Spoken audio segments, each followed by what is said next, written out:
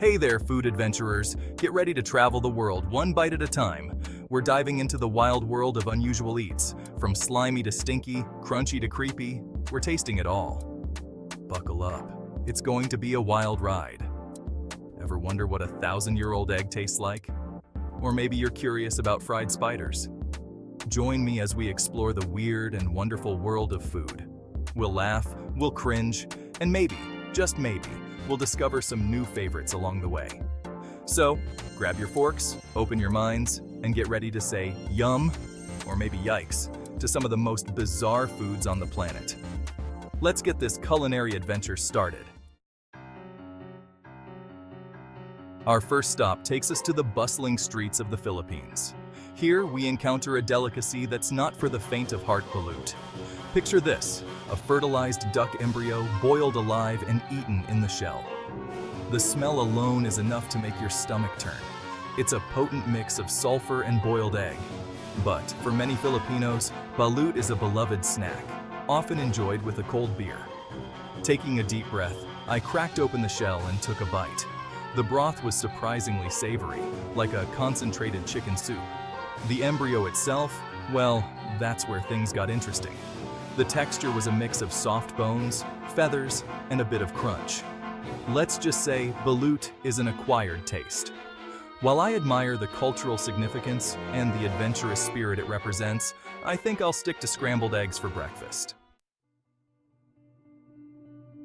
Next up, we're heading to the beautiful island of Sardinia, Italy, for a cheese experience unlike any other. This island is not only known for its stunning landscapes and rich history, but also for its unique culinary traditions. Get ready to meet Casu Marzu, also known as maggot cheese. This isn't just any cheese, it's a delicacy that has been crafted and consumed for generations. This sheep's milk cheese takes fermentation to a whole new level. The process begins with the finest sheep's milk, which is then transformed through a meticulous and traditional method. Live cheese fly larvae are intentionally introduced to the cheese, and their digestive processes break down the fats, giving Casu Marzu its signature soft, gooey texture. This unique method results in a cheese that is unlike anything else in the world. Now, I've eaten my fair share of stinky cheese, but Casu Marzu is in a league of its own. The aroma is incredibly strong, and it can be quite overwhelming for those not accustomed to it.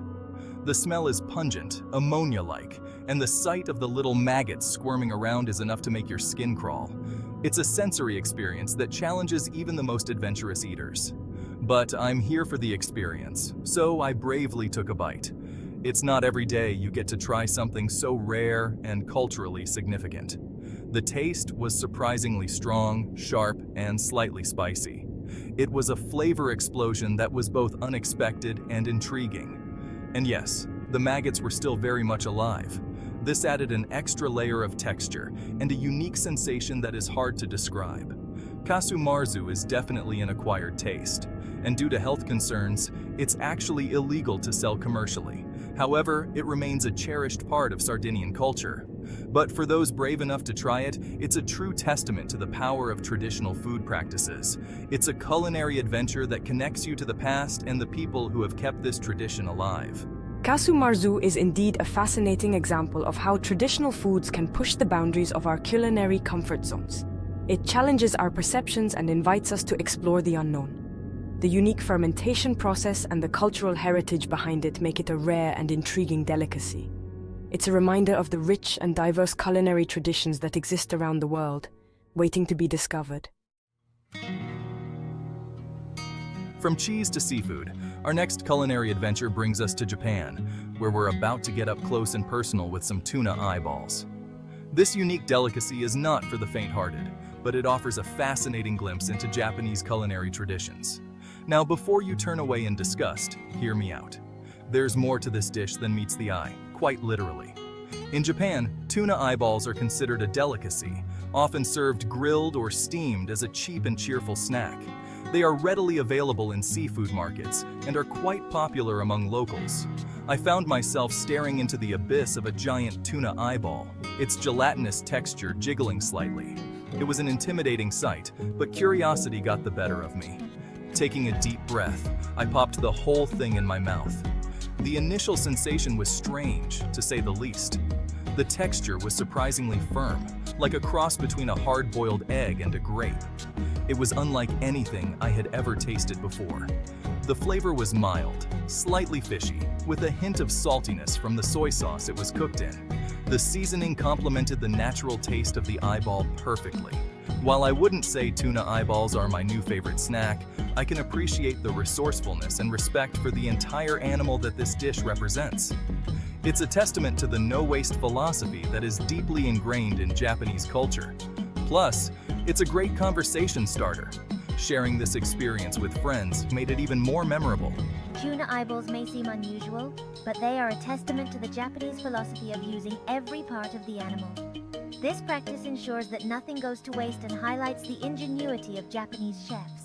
It's a practice that not only reduces waste, but also showcases the creativity and resourcefulness of Japanese cuisine. From sushi to street food, every part of the fish is utilized, making each dish a unique culinary experience. Our next stop takes us to Thailand, where we're about to explore the wonderful world of edible insects. In many parts of the world, insects are a sustainable and nutritious source of protein. And in Thailand, they're also a popular snack food. From fried grasshoppers to silkworm pupae, the options are endless. I decided to start with something simple: roasted crickets. Now, I'm not gonna lie, the thought of eating bugs used to freak me out. But I'm all about pushing my boundaries, so I grabbed a handful of crickets and took a bite. The texture was surprisingly crunchy, like a cross between popcorn and sunflower seeds. The flavor was nutty and slightly smoky, especially the ones seasoned with chili and lime. I have to admit, I was pleasantly surprised by the crickets. They were actually pretty tasty. And who knows, maybe one day, bugs will be on the menu everywhere. Our final destination takes us to the land of fire and ice. Iceland, a place known for its stunning landscapes and unique culinary traditions. Here, we're about to encounter a delicacy that's as pungent as it is historic. Hakarl, fermented shark, a dish that has been part of Icelandic culture for centuries.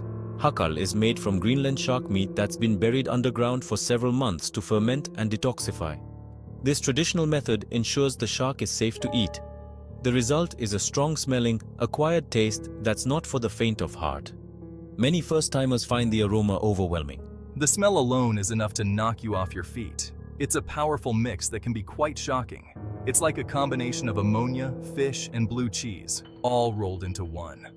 The scent is truly unforgettable.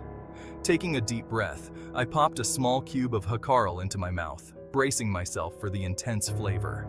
The taste was intense, like a concentrated blast of ammonia, followed by a lingering fishy aftertaste.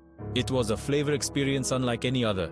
Hakarl is definitely an experience, and I have to give props to the Icelandic people for preserving this traditional food. It's a testament to their resilience and culinary heritage. However, I think I'll stick to less, shall we say, aromatic delicacies in the future. This was an adventure for the senses, but not one I'm eager to repeat soon. Section 7. Beyond the U factor. Embracing new tastes. So, there you have it, folks. A whirlwind tour of some of the world's most unusual foods. From fermented shark to maggot cheese, we've seen it all. But beyond the initial U factor, there's a whole world of culinary adventure waiting to be discovered. Trying new foods, even the ones that seem strange or scary, is a chance to step outside our comfort zones and embrace different cultures. Food is more than just sustenance. It's a reflection of history, tradition, and the human experience. By opening our minds and our mouths to new flavors and textures, we gain a deeper understanding and appreciation for the world around us. Section 8. Tips for timid tasters. Taking the plunge. Feeling inspired to try some weird foods yourself? Here are a few tips for all you timid tasters out there. Start small. You don't have to jump straight into eating a scorpion. Begin with something mildly unusual, like a different type of fruit or vegetable you've never tried before. Do your research. Learn about the cultural significance of the food you're trying. Understanding the history and traditions behind a dish can make it more appealing. Find a friend. Everything's more fun with a buddy. Grab a fellow foodie and embark on a culinary adventure together. You can share laughs, swap stories, and maybe even discover a new favorite food. Keep an open mind. Don't let preconceived notions or fear hold you back.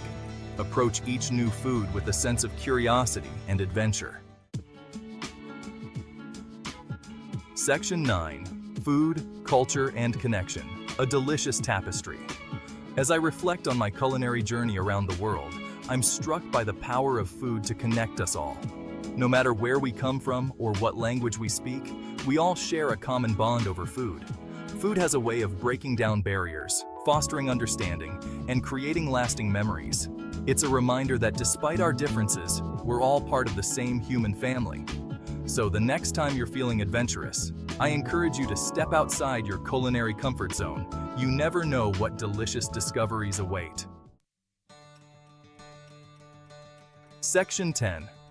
Until next time, adventurous eaters. Well, folks, that's a wrap on our weird food adventure. I hope you enjoyed this wild ride through the world of unusual eats. Remember, life's too short to eat boring food. So get out there, try something new, and embrace the adventure. Until next time, happy eating.